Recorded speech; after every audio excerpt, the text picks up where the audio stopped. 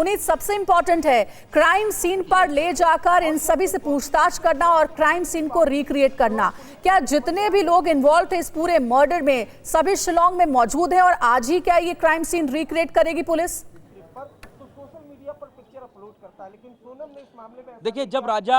रघुवंशी की लाश मिली थी तो पुलिस के सामने सबसे बड़ी चुनौती थी कि कातिल कौन है, और पुलिस उस कातिल कौन तक पहुंचा, यानी कि पत्नी सोनम रघुवंशी तक, और पुलिस ने उसको गिरफ्तार कर लिया। और उसके बाद अब यहां सदर थाने लेकर के आई है शिलोंग में। अब पुलिस की कस्टडी में है सोनम, और इसके बाद यहां से शुरू होता है कि जो कत्ल की प्लानिंग थी उसको किस तरीके से रचा गया और किस तरीके से अंजाम दिया गया। और इसी के तहत अब से कुछ ही देर में जो बाकी के चारों आरोपी हैं, राज, रघुवंशी और 3 जो सुपारी किलर्स हैं, वो भी थोड़ी देर में यहां सदर बाजार के थाने में पहुंचेंगे और फिर इन लोगों को यहां से कोर्ट में पेश करेगी, जिसके बाद कोर्ट से रिमांड ली जाएगी और उसके बाद पुलिस की इन्वेस्टिगेशन यहां से पूरी तरह शुरू होती है। सबसे पहले पूछताछ का दौर कि कत्ल की प्लानिंग किसने रची, किस तरीके से रची और किस तरीके से एग्जीक्यूट किया गया, और दूसरा क्राइम सीन पर ले जाकर के एक एक चीज को रिक्रिएट किया जाएगा कि आखिर कत्ल को कैसे अंजाम दिया गया, कौन सा प्लान ए था और कौन सा प्लान बी था, क्या प्लान ए के तहत इस पूरे हत्याकांड को अंजाम दिया गया। तो सबसे बड़ी बात यह है कि पहले पूछताछ होगी और यह भी हो सकता है कि जो आरोपी बाकी के चारों हैं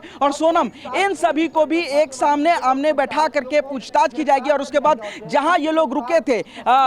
डबल डेकर भी लेकर के जाएगी, इसके अलावा मनहा होटल लेकर के पुलिस जाएगी, और इसके अलावा जहां पर इसकी लाश मिली थी राजा रघुवंशी की, वहां पर भी लेकर के जाएगी। और जिन होटल में शूटर्स रुके थे,